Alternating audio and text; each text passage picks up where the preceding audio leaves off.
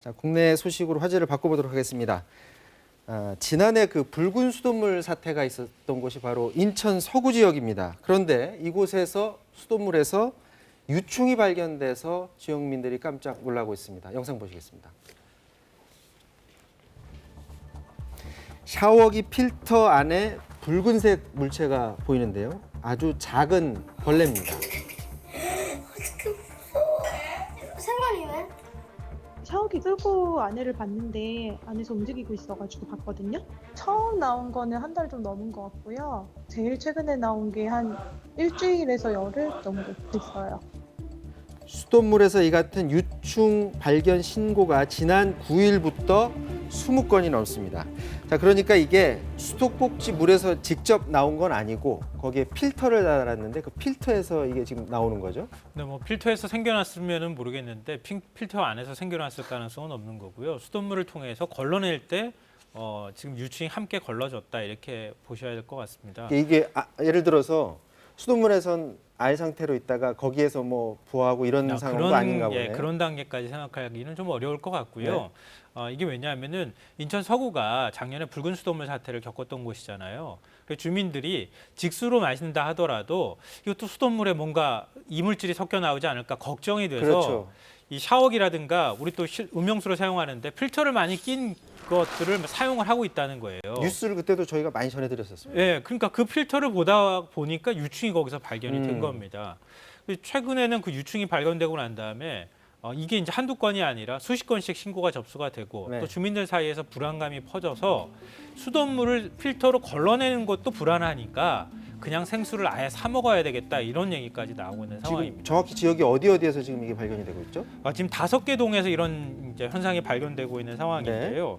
지금 황길동, 당하동, 원당동 이런 지역이라고 합니다. 네. 근데 그 한 3만 6천 세대에서 세대를 공급하고 있는 건데요. 이게 또 공천 정수장이라고 해서 지난번에 붉은 수돗물 사태가 문제가 됐던 네, 바로 네, 그 정수장이기도 합니다. 네. 이 지역 주민들이 이 뉴스 나가고 뭐 미리 접하신 분들은 더 놀랐을 텐데 지역민들의 말을 직접 들어보도록 하겠습니다. 지난주 금요일 정도에 발견을 했고요. 필터 안에 갈색이었고 손가락 마디 절반 정도 크기로 이물질이 있는 걸 발견했었습니다. 생수를 먹고 있는 상황이고 정수기도 사용을 하지 못하는 거고요.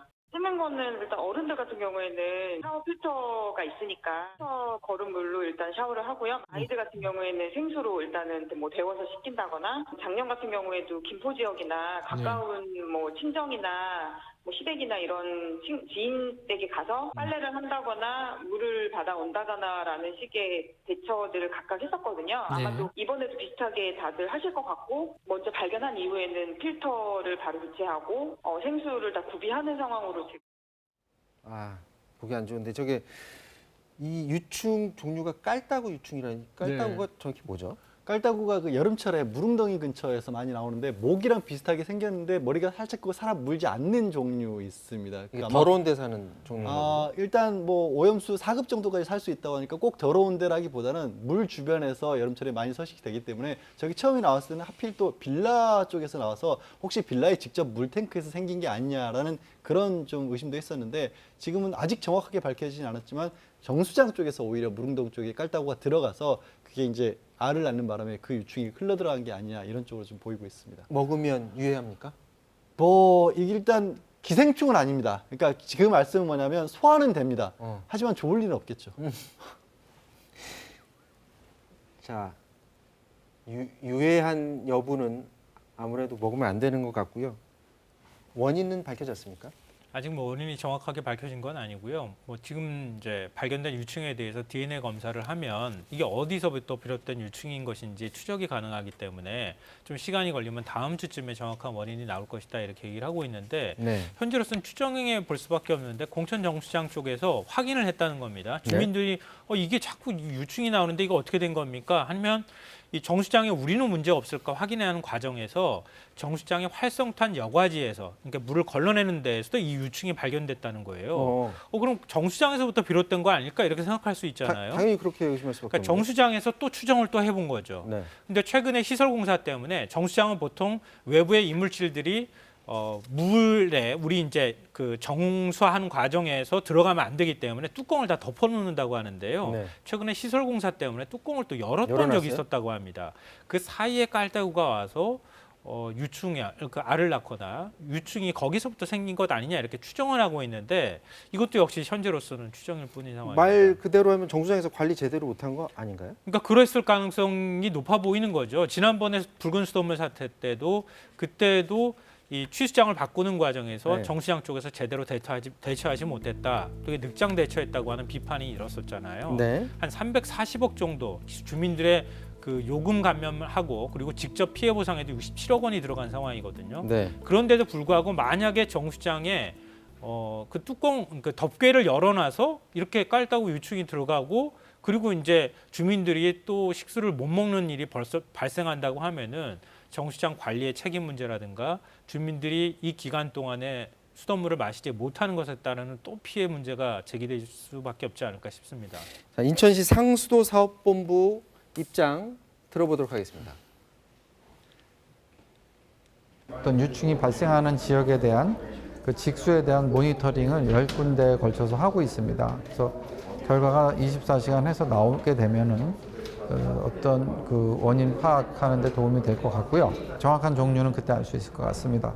자제를 권고하고요. 저희는 이제 모든 가능성을 열어두고 정수장부터 배수지, 가정 수도꼭지까지 정밀 조사를 실시하고 있습니다. 수돗물을 주민들이 직접 마시지는 않더라도 샤워도 해야 되고 네.